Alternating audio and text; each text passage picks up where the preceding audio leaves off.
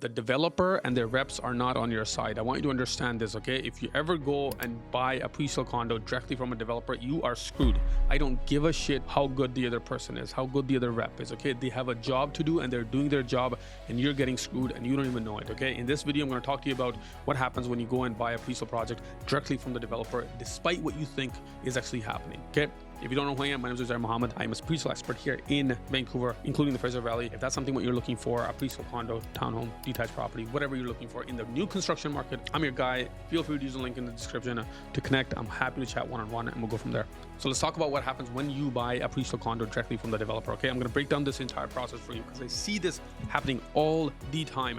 I walk into a presentation center, I see people talking directly with the reps and they're like, oh yeah, I want this floor plan. They show you the floor plan, they give you the price. Okay, I don't have a realtor. I don't need a realtor to be represented. Awesome, cool. So this is what we want. I just need your ID, I need your details, and we'll send out the contract. You guys know what just happened in that conversation when that happens? Okay, one, you have no representation. That developer rep is professionally trained to have the best interest at heart of the developer. Okay, they're gonna show you the floor plans that are hard to move and they're gonna try to pitch them to you because you have no representation. You are naive. You do not understand this market. Just because you like the building, you like the floor plan, and you like the layout and all that stuff, and you're sold on the amenities and the location, they're gonna pitch you probably the most expensive floor plan and you won't even know. That's the first thing, okay? Number two is you give your ID, you do everything, they send you a contract that you're gonna sign, which is going to be on the developer's contract, which is written up by the developer's lawyers. So now when you are writing up that contract, they're not going to help you understand the contract. They're going to say you're not misrepresented, you're unrepresented, and I don't have to explain anything to you about this.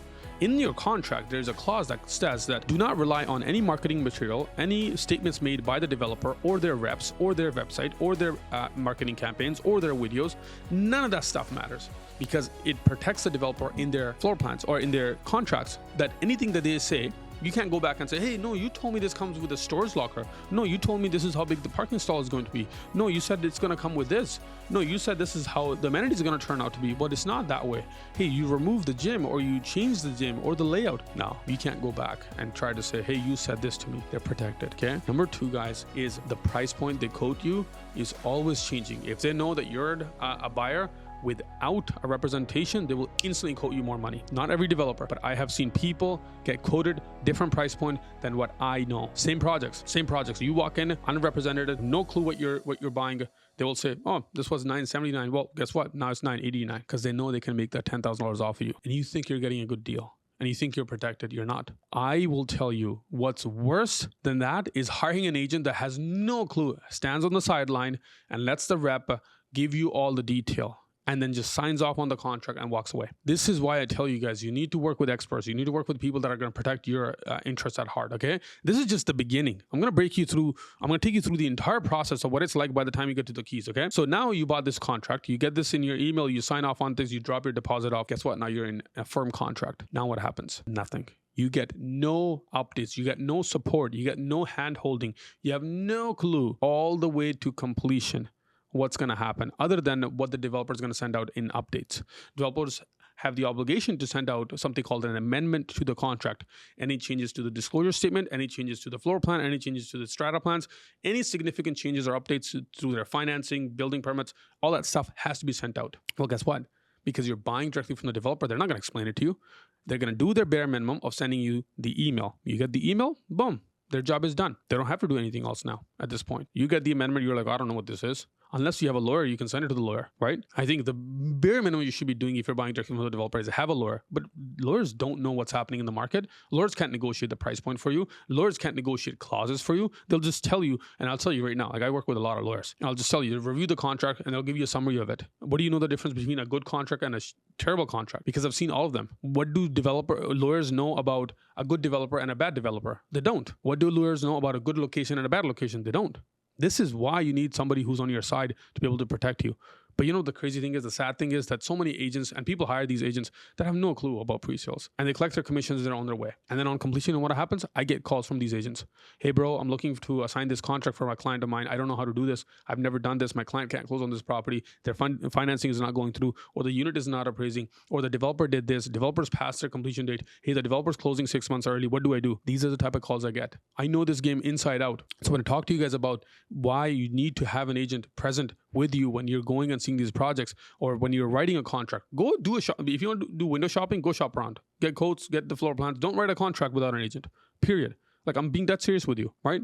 So that's what's going to happen when you're getting updates. So here's what's happened in the past before, okay? Developer has changed their strata plan. They've gotten rid of a hot tub. And guess what? They send it to you in an amendment. You can't read 30 pages and say where the hot tub was removed. Guess what though?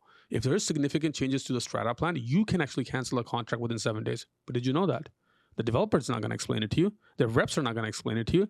What they're going to say is, hey, we sent you the amendment. You had 7 days. You didn't do it at that time. So now on completion, you're surprised. That's why you're surprised. That's why you hear these horror stories. Because people don't know what the hell they're doing when they're buying pre-sales.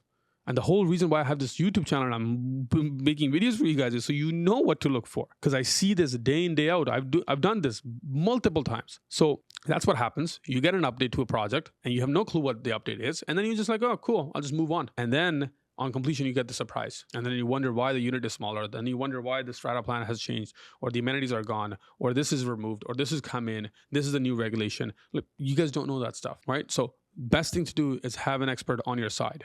And then third thing, this is what happens on completion, okay? You get to completion, they're gonna send you an email, say, hey, we need your lawyer's information and your mortgage information. What if you wanna assign this unit? You don't wanna complete on this unit. Guess what now? You're gonna go hire an agent. Developer's rep can't sell it for you. They won't sell it for you. They can't, because they have their other 300 units that they're looking at, okay? Because they represented the developer when they helped you buy this contract. You were not represented at that time. So when you do get to completion, you want to assign this unit, you're now going to go shop around for an agent.